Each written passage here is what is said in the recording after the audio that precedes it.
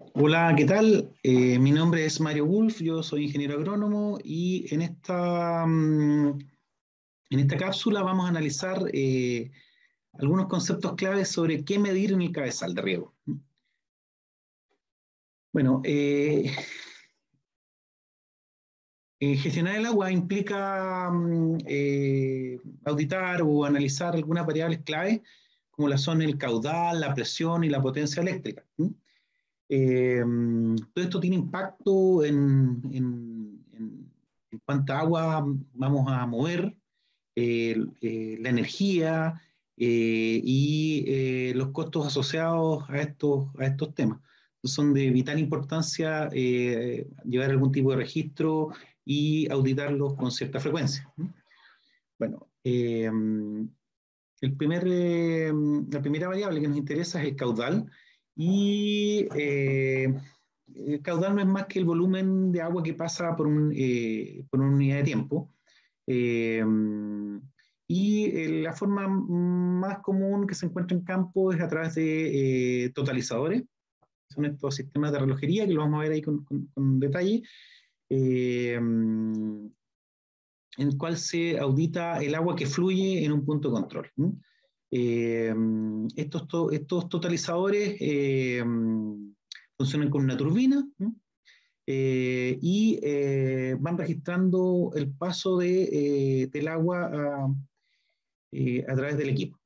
No es una forma directa de medir caudal, vamos a ver cómo se realiza, pero en el contador, en el totalizador,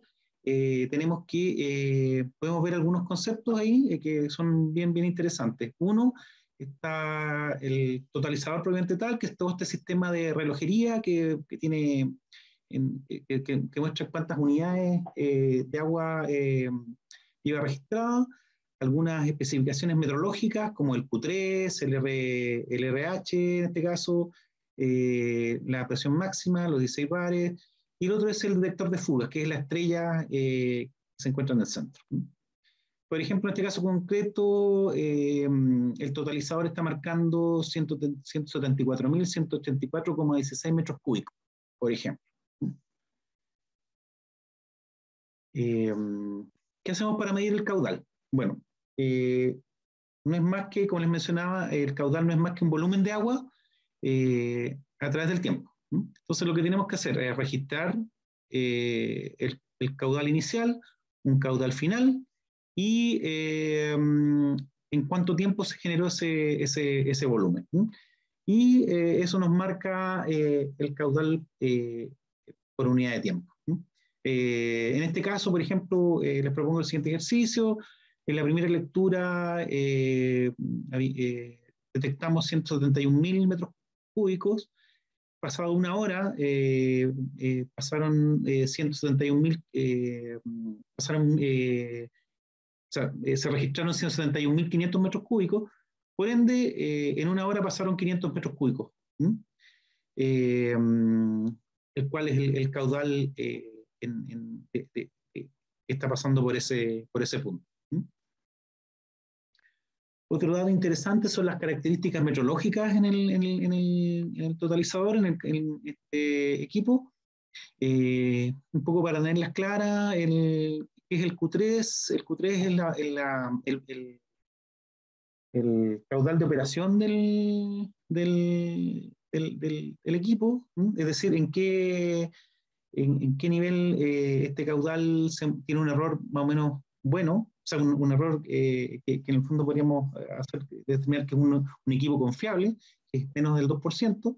En este caso, con 630 metros cúbicos hora, estaríamos en un error inferior al 2%. El otro dato interesante es el R50 en este caso, que es el rango de medición. En este caso, es la razón entre el caudal mínimo de funcionamiento y el Q3, que es el caudal de operación. Entonces, en este caso, como conocemos que esa razón es 50, el caudal 3 está ya descrito ahí, son 630, podemos inferir que el caudal mínimo que necesita para registrar este equipo son 12,6 metros cúbicos hora. Recién ahí el equipo va a empezar a detectar el agua. ¿Qué pasa? Y el H significa que se debe colocar en posición horizontal, ¿no? Un poco podría estar en vertical, ¿no? Eh, también hay otro dato interesante que eh, es la presión máxima que resiste el equipo, en este caso 16 bares, es equivalente a 160 metros de columna de agua, más o menos. Y otro interesante podría ser otras características como el U10 de cero. ¿Qué significa eso? Que necesita 10 metros, 10 metros y 0 metros antes y después del equipo, ¿no? Aquí un ejemplo de conversiones. En general, hay bastante, se maneja esto en varias unidades, metros cúbicos, metros por segundo, litros por hora. Y, por ejemplo, el ejercicio que hicimos con los 500 metros cúbicos hora sería equivalente a 139 litros por segundo, por ejemplo. El otro factor interesante tiene que ver con la presión. La presión del fin del día eh,